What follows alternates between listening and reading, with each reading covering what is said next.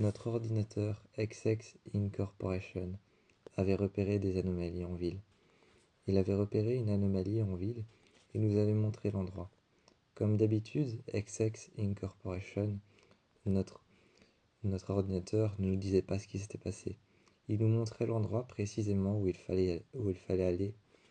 Dehors, Highlight était déjà prête. Highlight était déjà prête, les portes s'étaient ouvertes. La porte avant et la porte arrière s'étaient ouvertes en papillon. L'une face à l'autre, elles s'étaient ouvertes en papillon. Je suis rentré et Highlight a commencé à démarrer. Elle a accéléré le long de la route et nous sommes arrivés en ville. En ville, quand on est arrivé, on cherchait. On cherchait la moindre des choses qui pouvaient se passer. Est-ce que c'était un crime? Est-ce que c'était un meurtre? On était en ville et on cherchait.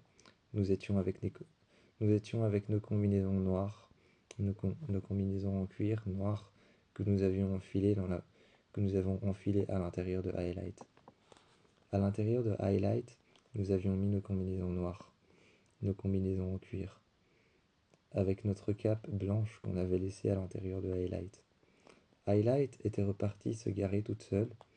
Elle était repartie se garer toute seule, et sur ma montre en métal, avec un écran qui calcule mon langage corporel, qui calcule si je suis nerveuse, stressée, si j'ai peur ou si je n'ai pas peur, qui calcule la moindre de mes respirations, le moindre débattement de mon cœur, la moindre de mes pulsations. Et tout ça, en calculant ça en une seule minute, elle avait déjà repéré que je m'étais mordu la lèvre. Elle avait déjà repéré que je m'étais mordu la lèvre, que j'étais en train de chipoter avec ma main, avec mon doigt. Elle avait déjà repéré que je transpirais un peu et que je regardais partout autour de moi. Elle avait repéré que j'étais nerveux. J'ai senti mon cœur s'accélérer à l'intérieur de ma poitrine. Je ne savais pas sur quoi on allait tomber. Je ne savais pas sur quoi on allait tomber. Peut-être un vol à main armée, quelque chose de simple. Ou alors quelque chose de plus compliqué, un homicide, un meurtre. Je ne savais pas. Peut-être que ce serait même la diffusion d'un gaz toxique. On ne savait pas, mais on était parti. On était parti en ville, on marchait entre les gens qui nous regardaient. Nous étions avec nos combinaisons noires, avec nos lunettes. Nous avions des lunettes spéciales transparentes qu'on mettait juste sur nos yeux. Ces lunettes, on devait les connecter à XX Corporation. XX Corporation nous montrait alors dans la rue qui était une personne mauvaise ou qui était une bonne personne. Il nous montrait les criminels. Il nous montrait les personnes qui avaient un casier judiciaire et d'autres personnes qui n'en avaient pas. Il disait ça comme étant des bonnes personnes ou des mauvaises personnes. On pouvait parler depuis nos lunettes à XX Corporation, notre ordinateur dans la tour. On pouvait lui parler et il nous montrait les bonnes personnes qui n'avaient pas de casier judiciaire et les mauvaises personnes qui avaient des casiers judiciaires.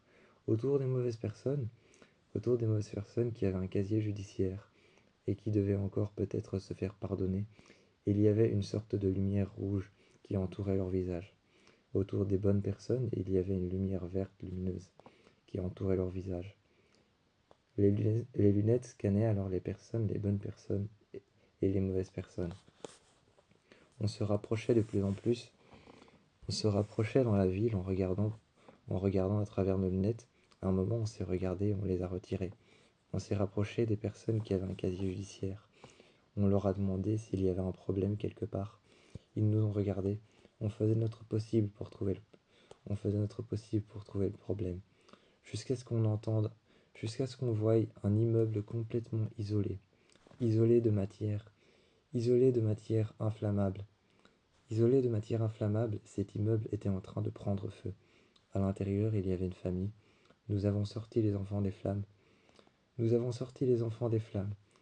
Quand on a sorti les enfants des flammes, à l'intérieur de l'immeuble qui était enflammé, qui était sur le point d'exploser à la moindre minute.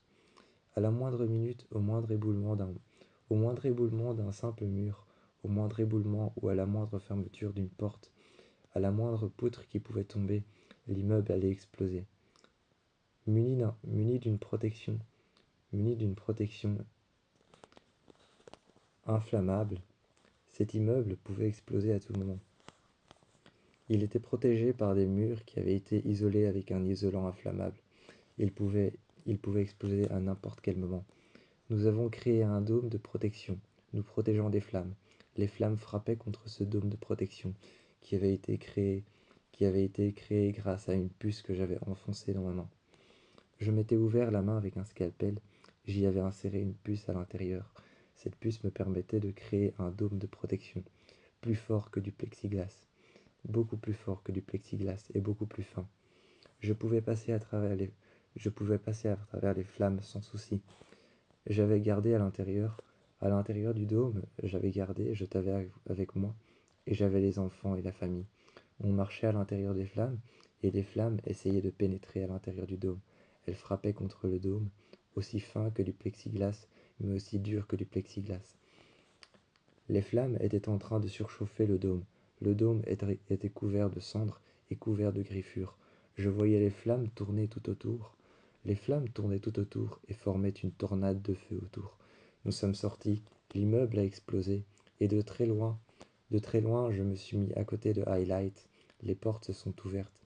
J'ai alors mis la mère et ses deux enfants à l'intérieur. J'ai été rechercher l'animal, le chien. Je l'ai apporté à l'intérieur de Highlight. Highlight a commencé à conduire et les a emmenés à la tour. À la tour, on a demandé aux enfants s'ils voulaient à boire. On leur a offert à boire. Et une fois qu'ils étaient à la tour, on leur a demandé ce qui s'était passé et comment le feu s'est déclenché. Ils ne savaient pas. Ils nous ont raconté que le feu s'était déclenché à l'intérieur des murs et que le feu a commencé à prendre sur tous les murs, les uns après les autres, que les portes ont commencé à claquer.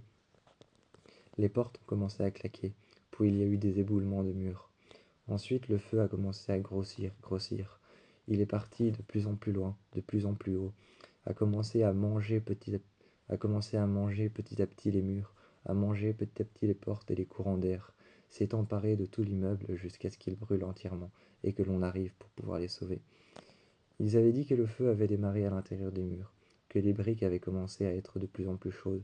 C'est tout ce qu'il nous avait raconté. On a alors écrit un rapport à XXX Corporation, qui était notre ordinateur de base qui nous montrait les problèmes en ville. On a écrit un rapport sur ce qui s'était passé et sur la menace qui avait été éteinte.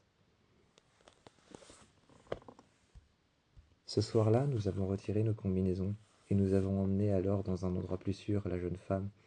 Dans un endroit plus sûr, la jeune femme et ses deux enfants. Nous l'avons emmenée dans un endroit plus sûr, une sorte de refuge pour les personnes qui avaient perdu leur appartement, leur maison ou qui avaient fui leur pays. On les avait emmenés là, ils nous avaient remerciés.